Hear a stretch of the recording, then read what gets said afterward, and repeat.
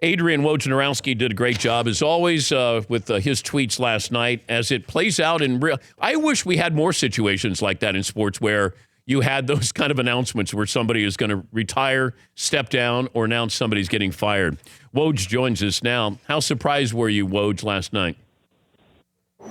Yeah, I think like everybody else, shocked, especially the manner in which Magic Johnson did it. If you would have told me that he's going to bail on the job because he just doesn't want to do all that it entails, I don't think that would have been surprising to anybody. But to do it the way he did it, to publicly announce it before he had even told Jeannie Buss of his intentions or anybody else at that level of the organization, was shocking, especially when you believed, and he, I think, essentially confirmed that he was on his way to fire Luke Walton today. And now all of a sudden, Luke Walton survives, Magic's out, and Luke might be on the firmest ground among, their high-profile, high-ranking basketball people there. When did it start to go wrong? Well, I think, the Lakers did a good job. But, their first draft, and, listen, everyone can nitpick at Lonzo Ball at number 2.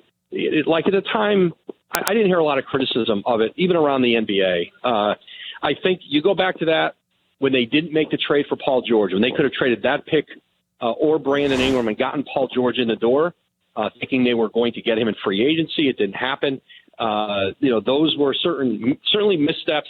Free agency last summer, the kind of players they brought in to play with LeBron, those were mistakes. But I think bigger picture, organizationally, Magic never committed to doing the job the way you need to do it, which is to be fully immersed, putting in the time. It is a big job, and it's not something you can do part-time. He wasn't around a lot. He wasn't in the facility a great deal. He would be off traveling. He'd be attending to his other business. He wasn't out scouting. And so those things all impact the decisions you make over time, and then things start to get away from you. Do you think that Magic wanted to get rid of Luke and was told he can't fire him, and then that might have been the last straw? Something it feels like had to happen where, that's an emotional moment there. Decision yesterday. Yeah, I don't think he was told that, Dan. I think he had the ability to make that change. If you're Magic Johnson and you're looking down the road here as to what's coming, summer free agency, the Lakers right now are not a front runner for any of the big free agents. Yeah. That doesn't mean they won't get one, but they had great confidence they were going to get LeBron James. They don't have that right now among other big free agents. In fact, some of the others who are available prefer the Clippers situation to the Lakers, and it speaks to ownership, management, how you run things. Those things, that's what appeals more than ever to free agents. If the Lakers are run well, if they're run from top to bottom in an exemplary way, you can't beat them. But if it's going to look like this, you can beat them in July. You can go out in free agency, and just the destination of the Lakers and the banners and the history, that's not enough alone. But if you have the thing rolling, just like if that was the case with the Knicks, you would never beat those guys in free agency. But they've been so poorly run for so long, you've seen them not be able to sustain any success.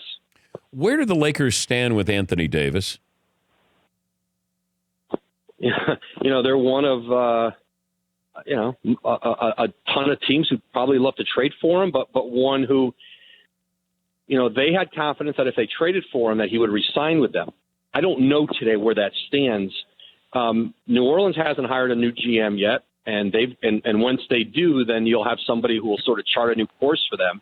But he's not a free agent until 2020, and right now that feels like a long time away for this Laker organization. And you're looking at LeBron James at what will he be, 35 years old by the time Anthony Davis could be a free agent and walk in the door. And so if Davis gets traded somewhere else, he could decide to resign and stay there. So they can't, as an organization, just sit around and wait for Anthony Davis to come.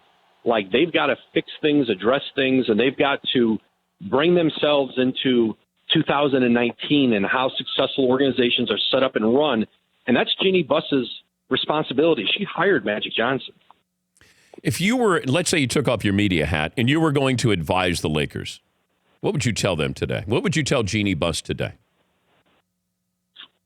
I would tell them to call. I would tell them to reach out to Bob Myers in Golden State, to R.C. Buford in San Antonio, to executives of that ilk, and find out how attractive the Lakers are to the best team builders in the NBA, and offer a scenario where they can come in with complete control, autonomy, do it the way they want to do it, and then get out of their way. And I think they would find, and I'm not saying necessarily with those two in particular, I don't know if those two would be interested, but they need to start, that's how they have to be thinking. There are other, we know who they are, you know who they are, Dan. There are other like really high-performing executives in the league who believe that the Lakers, if run correctly, it's a monster, and would love to get their hands on that platform and all, and the history and what it would mean to win in LA. And the Lakers haven't done that. They promoted from within. Now, when it was Jerry West, it was the best of both worlds. It was an iconic Laker figure who also was an iconic league executive in his heyday and running the Lakers. But Magic was put in there as largely a ceremonial figure. He hadn't done the job. They need to go out, and if somebody has Laker ties and they're the best candidate, fine. But they need to go out and find the best people in the NBA and try to get them on the Lakers. Like, that's how it works. He's Adrian Wojnarowski, ESPN senior NBA insider. I said this at the time, so it's not revisionist history, that when it felt like Jerry West wanted to end his career with the Lakers, that he was sort of not begging, but, that there was that possibility, or he'd be open to that possibility. And I said, how could you pass up that opportunity to still bring him in? Was that a realistic scenario that Jerry West could have come back a couple of years ago and we would be talking about something different today? Well, listen, he's in his, I don't know if he's 81 or 82. 80. He's in his 80s. Yeah. He's not going to be he's not a day-to-day GM. That's not what he did in Golden State. It's not what he does with the Clippers. He's a consultant. He's around to give some thoughts. There's obviously a great deal to learn from Jerry West or any front office. But they need somebody they need Jerry West from when he was in,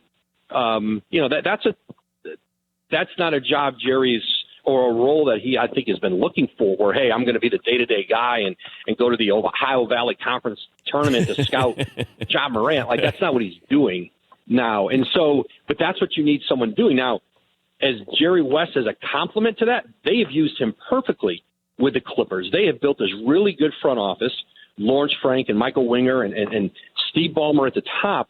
And you've seen in 18 months or less than 2 years, the way they've set themselves up for the future with draft picks, with cap space, with really good role players that star players might want to play with, and an owner in Steve Ballmer who's figured this thing out pretty quick. Like, you can put yourself in position, and then you bring Jerry West into that mix, and he adds an element that has helped them.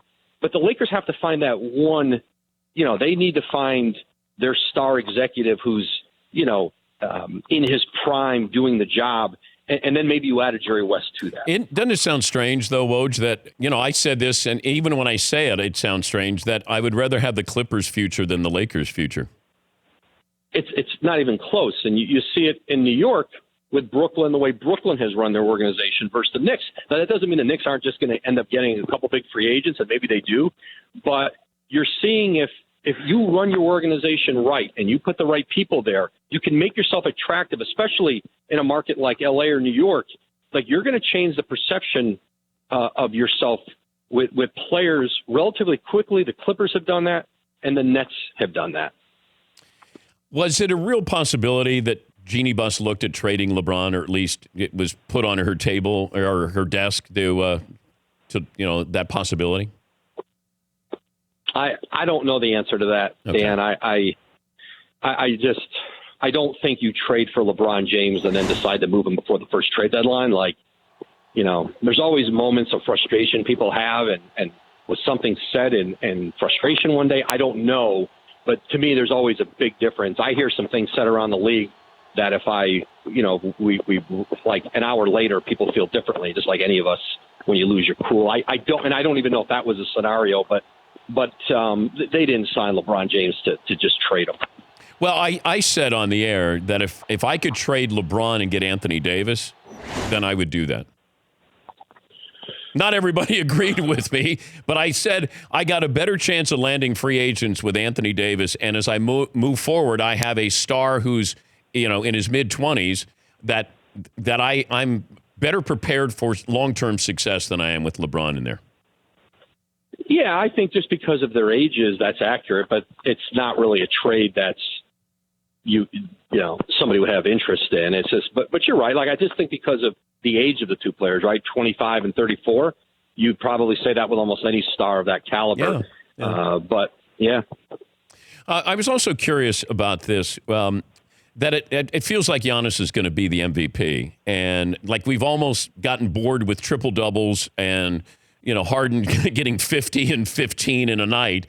That if this was reversed and Giannis won the MVP last year, who would win the MVP this year, in your opinion? It's a good question, Dan. I think it seems like it's going to be a very close vote. I think Giannis is going to win it just because it's Giannis, new. Yeah, I think Giannis is he's very likable. There's an earnestness about him that appeals to people. I think there's just some intangibles there beyond numbers that really boost his candidacy. And I'm not saying people don't feel that way about James Harden, but they're both. You can make a case for either guy without tearing the other down. They're both having MVP seasons. There's no wrong answer. Like if somebody votes for one or the other, they're both right. But obviously, only one guy's going to win.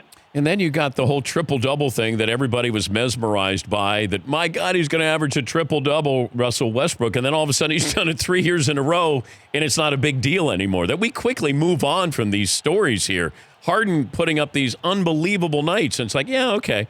Oh, did you see the Greek Freak? The Bucks have the best record in basketball. And it's like, there's your new story. Here's the new shiny thing, and that feels like that's how this vote's going to go. Yeah, no, absolutely. And I think the fact that, like when you're splitting hairs, if you say he's a two-way player, right, he's dominant on both ends of the floor, that's a place where you're splitting hairs. But yeah, the numbers, and we've seen it, you just said it, Dan, we've seen this explosion in offensive numbers, and players you've never heard of are getting back-to-back triple-doubles, right? It just doesn't mean much to people. And that's not to diminish. I'm not saying it's easy, but we're seeing it done by players people don't even know who they are. And this guy's gotten, back-to-back triple doubles. And so I think it's diluted the impact of it. Great stuff. I know you've been busy. Great stuff last night. We appreciate your time as always, Woj. Thanks, Dan. Thanks for having me as always. That's Adrian Wojnarowski, ESPN senior NBA insider. For more Dan Patrick Show, tune into Audience Channel 239 on DirecTV. Stream for free on BR Live or download the Dan Patrick Show app.